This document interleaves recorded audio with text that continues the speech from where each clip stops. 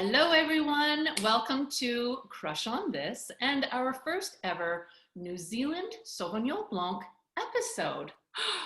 I am Christine Campbell of Girls Go Grape, and I am thrilled to be joined today with my good friend Cindy Reining of Grape Experiences and Allison Levine of Please the Palate. Sauvignon Blanc, okay, hails from the Bordeaux region of France. But I think we all would agree that New Zealand has become the new world classic. It's one of the most popular of all white wines produced in the world. Globally, consumers cannot seem to get enough of this stuff. It has been said that Sauvignon Blanc actually put New Zealand on the wine map. It is to New Zealand what Shiraz is to Australia.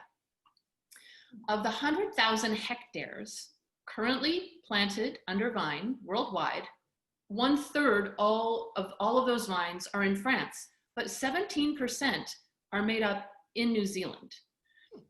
This grape, as I think we would all also agree, has a very unique characteristic, and that is due to the chemical compound called pyrazine, which gives that very telling, grassy, herbal, bell pepper note. When it's grown in cooler climates or picked too early, that greenness really shoots through. New Zealand Sauvignon Blanc almost always, without exception, is crisp and has really good high acidity.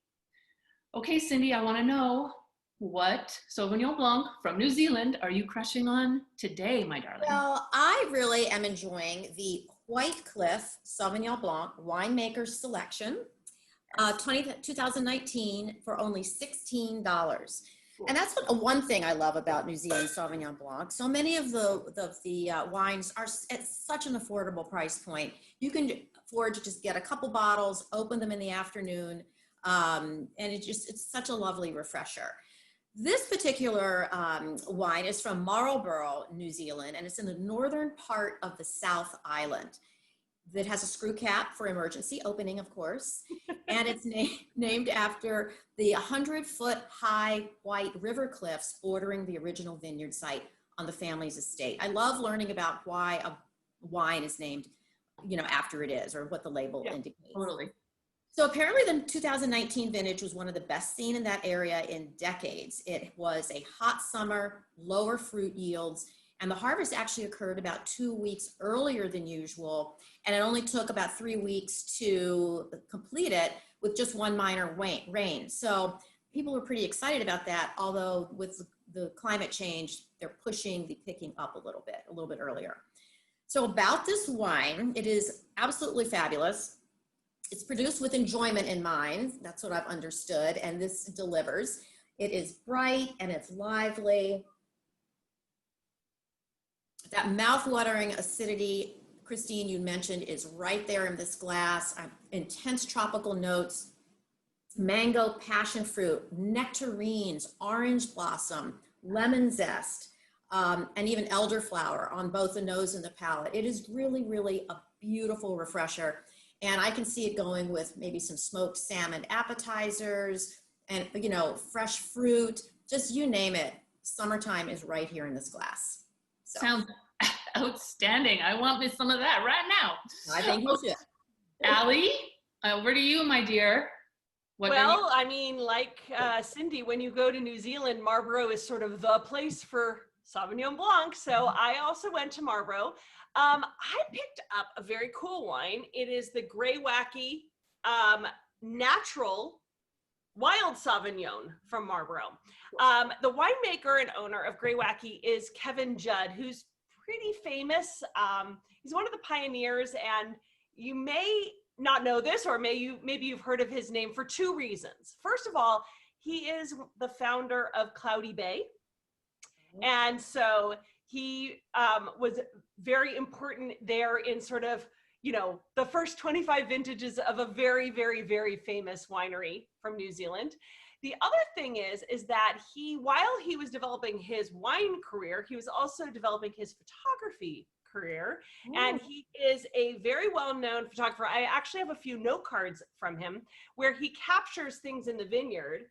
And I just thought I'd show some wonderful images What a talent.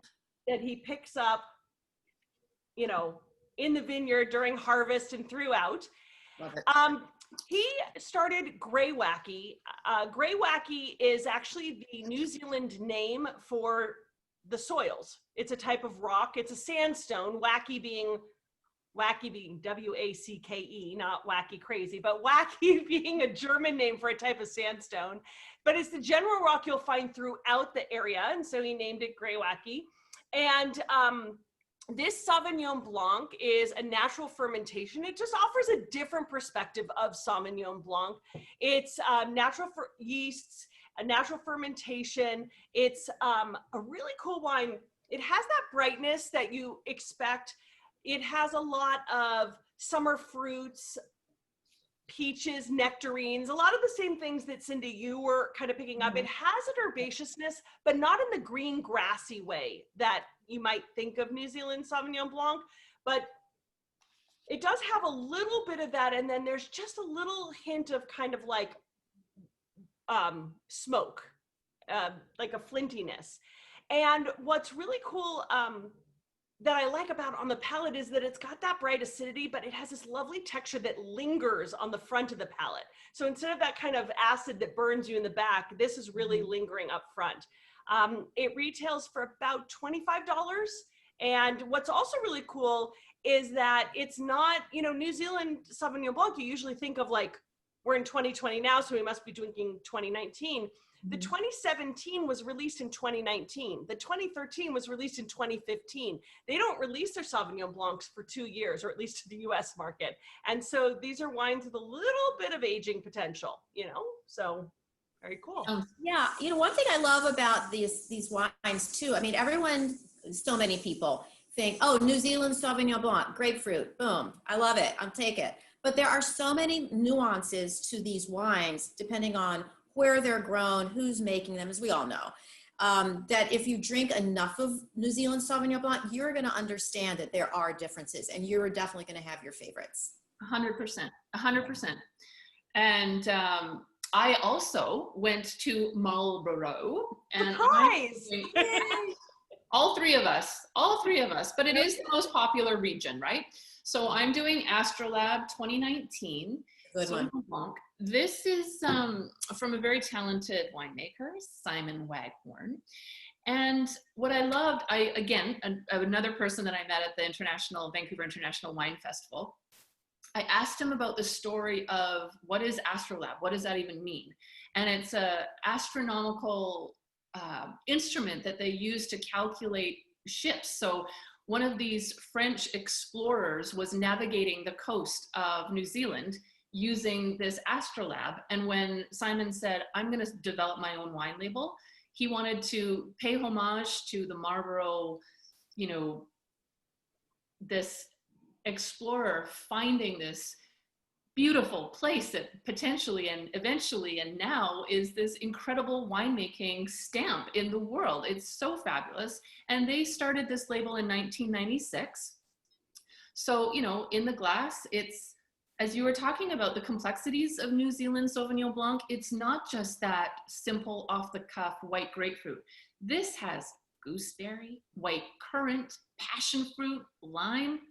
Oh man, it's got that green hint for sure, but I like that. I like knowing that it's identifiable. I like knowing that I'm drinking a Sauvignon Blanc from New Zealand, even if it's a little bit. I like that follow through. And again, everything that I just said, that acidity is bright, it's mouth-watering, it's super refreshing. Oh, this is one of my favorites. And again, in my market, it's about $23. So not too much. I do love that we all went to Marlborough, and it makes sense that we went there, right? That's where the majority of all of these brands are coming out of. You know, Christine, I just want to add, you know, I visited Marlborough about a decade ago, and I went to Astrolab, and it was great. But I remember I was so excited to taste Sauvignon Blanc in New Zealand. And again, this was 10 years ago, and the style was a little more stereotypical then, and it has evolved where we get a little more nuanced styles. And I was hanging out with a winemaker in a different region and was expressing my excitement. And he questioned me. He didn't make Sauvignon Blanc, by the way. He said to me, can you drink an entire bottle of Sauvignon Blanc? New Zealand Sauvignon Blanc. And I said, I don't know, because it's really acidic and I don't know if I can make it through a whole bottle by myself. And he said to me, well, the sign of a good wine is a wine you can drink the entire bottle of. It was his way of sort of poo-pooing that quintessential style of New Zealand. Okay. But as I sip this wine and listening to you guys talk, I could drink a whole bottle of this wine without a problem. You might need to call it back, Allison. Yeah, no problem for me. No problem for me. No. Well, you know what? I really like this. I liked exploring something that is super consumer friendly, and so many people, a lot of my girlfriends, they go for a New Zealand Sauvignon Blanc. That's what they go to. That's their go-to. And there's a reason for it. It can be complex. It can be simple. We've all chosen quite delicious, I'm saying, examples of this. So maybe start looking outside of your regular label to all of our watchers and try and find something new and exciting. I want to say thank you very much from all of us at Crush on This for joining us on our New Zealand Sauvignon Blanc episode. And please, please subscribe to our channel on YouTube. We'd love it if you did. Cheers, ladies. Cheers.